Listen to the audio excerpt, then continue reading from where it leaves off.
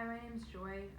One passage that's been sticking out to me a lot recently is Lamentations 3:21 through 23, and really the whole chapter is beautiful, and it's tough because the first 20 verses are about suffering and affliction, and it's honestly, it's really heavy, but then you get to verse 21, and he writes, "But this I call to mind, and therefore I have hope. The steadfast love of the Lord never ceases. His mercies never come to an end. They are new every morning. Great is your faithfulness."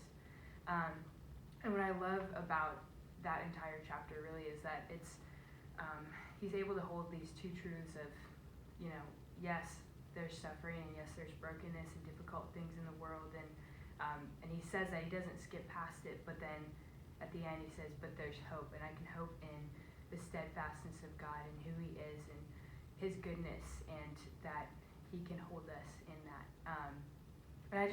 That passage has been really helpful for me in finding the balance between naming things that are difficult and saying this is life, and this is what it is to live in a broken world, but then knowing that we have a God who's redemptive and can move past that and makes new things.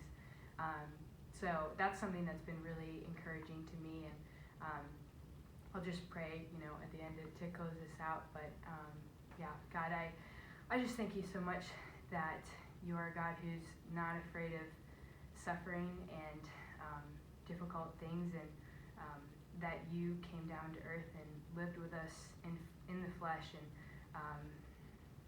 there are passages in the Gospels that talk about you sighing deeply and just really feeling the brokenness of this world. But God, I thank you that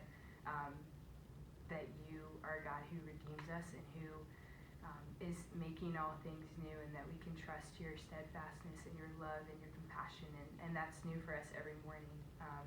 I thank you for that, and I pray that we can find rest in that.